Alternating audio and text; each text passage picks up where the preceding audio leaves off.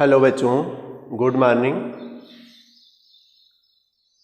पुनः हम class 11th subject physics के लिए अगला वीडियो लेकर के आप लोगों के सामने आ गए। और इसके पहले वाली वीडियो में हम बताए थे मापन की आवश्यकता क्यों होती है। इसके बारे में समझा भी दिए और नोट भी करा दिए, सब लोग नोट भी किए होंगे। आज रहेगा मापन की प्रणालियां, यानी सिस्टम ऑफ यूनिट्स। मापन की प्रणालियां क्या है और कितने प्रकार से यह मापन किया जाता है, इसके बारे में रहेगा विस्तार से आज। तो देखिए, शुरू में तो मापन की जो प्रणाली अगर देखा जाए तो तीन प्रणाली चल रही थी, MKS, CGS और FPS चल रहे थे। लेकिन वैज्ञानिकों के सम्मेलन द्वारा यह जो प्रणाली आज चल रही है वह SI प्रणाली चल रही है। तो हम चारों के बारे में आप लोगों को विस्तार से बता रहे हैं, तो लिखते भी चलिएगा आप लोग, हेडिंग डाल लीजिएगा मापन की प्रणालियां, सिस्टम ऑफ यूनिट लिखिएगा। प्रारंभ में मापन की तीन प्रणालियां थी।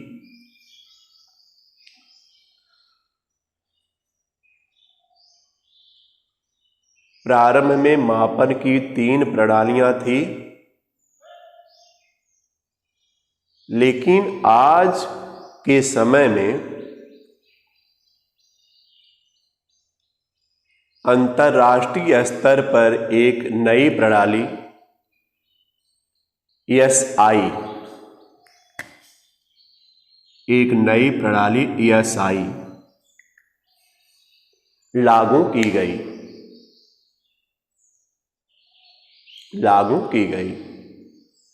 जो निम्नलिखित है लिखिएगा, जो निम्नलिखित है। अब चलिए एक एक देखिए। प्रणाली में पहले नंबर पर आएगा MKS प्रणाली, KS प्रणाली आ जाएगी, यानी MKS सिस्टम। हेडिंग डाल लीजिएगा MKS सिस्टम। इसको मैट्रिक्स सिस्टम भी बोलते हैं, MKS सिस्टम को मैट्रिक्स सिस्टम भी बोलते हैं। इस प्रणाली में लिखिएगा, आप लोग लिखते भी चाहिए, इसको समझाए हैं हम। इस प्रणाली में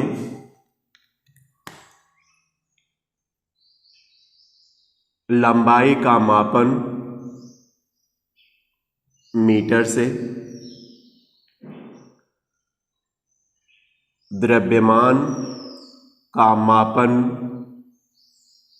किलोग्राम से और समय का मापन सेकंड से करते हैं, यानी मीटर किलोग्राम सेकंड। लंबाई को मीटर से नापते हैं इस प्रणाली में, द्रव्यमान को किलोग्राम से और समय को सेकंड से नापते हैं।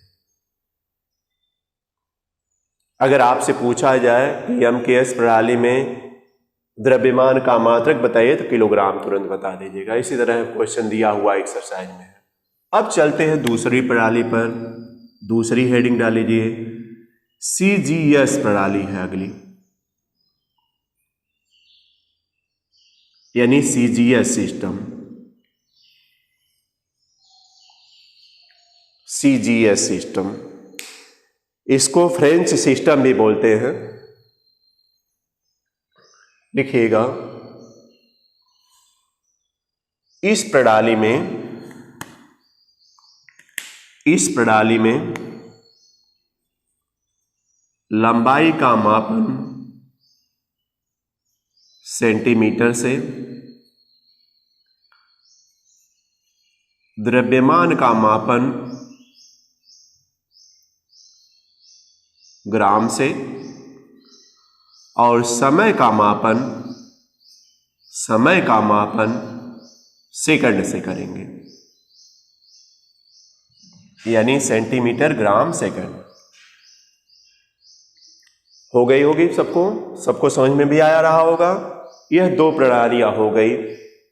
फिर तीसरा हम चलते हैं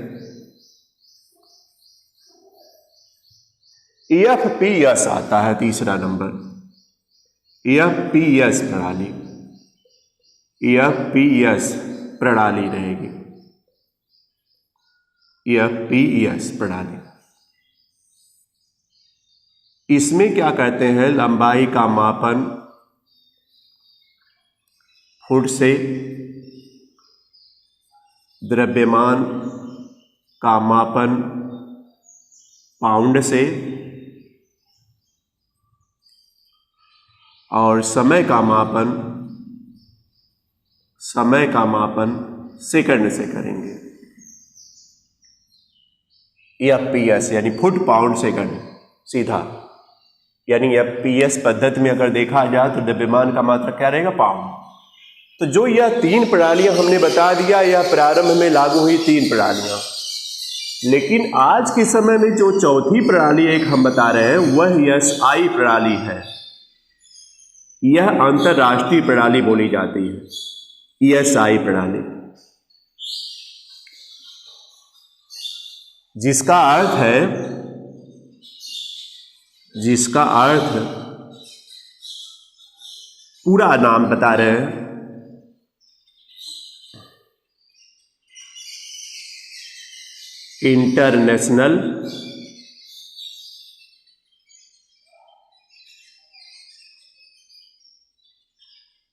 इंटरनेशनल सिस्टम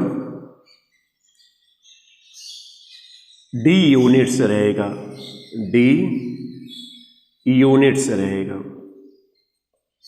यूनिट्स यानी इंटरनेशनल लिखिए,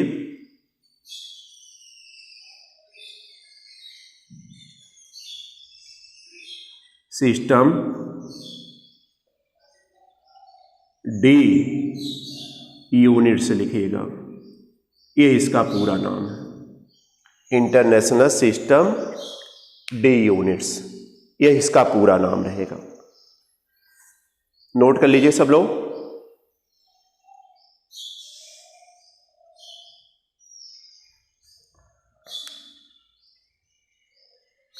अब इस प्रणाली में ध्यान रखिएगा, ज्यादा 10 की पावर को ध्यान में रखा जाता है। इस प्रणाली में हमने समझाया भी था कि इस प्रणाली में ज्यादा अंतरराष्ट्रीय प्रणाली है और इस प्रणाली में ज्यादा ध्यान रखा जाता है, 10 की पावर को ध्यान में रखा जाता है ज्यादा। अगर 10 की पावर को आप ध्यान में रखते हुए अगर करते हैं, जैसे हमने कहा कि लंबाई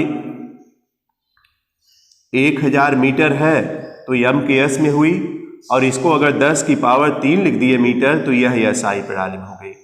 और आज यही प्रणाली जो है ज्यादा चल रही है। यह प्रणाली देखा जाए तो 1971 में लागू हुई है, ध्यान रखिएगा, 1971 यानी 1971 में लागू हुई है। वैज्ञानिकों ने एक सम्मेलन किया और उस सम्मेलन के द्वारा यह जो है लागू किया। तो हमने बता दिया जिसका अर्थ एसआई प्रणाली यानी इंटरनेशनल सिस्टम डी यूनिट या सिस्टम इंटरनेशनल डी यूनिट, यह सब रहेगा। तो इसको ध्यान रखिएगा सब लोग। इस तरह यह प्रणाली जो है ज़्यादा आजकल जो प्रणाली चल रही है उन प्रणालियों में यह प्रणाली ज़्यादा चल रही है। तो आया होगा समझ में। आज हम यही मापन की प्रणालियां आप लोगों के सामने लेकर के आए थे, जिसमें 4 प्रणालियां हमने बता दिया, और जो इस समय प्रणाली चल रही है वह एसआई प्रणाली चल रही है, और यही जो है सर्वमान्य है, यानी अंतर्राष्ट्रीय स्तर पर इस प्रणाली को महत्व दिया गया। तो इतना सबको समझ में आ गया होगा। रहने देते हैं आज इतना ही। धन्यवाद।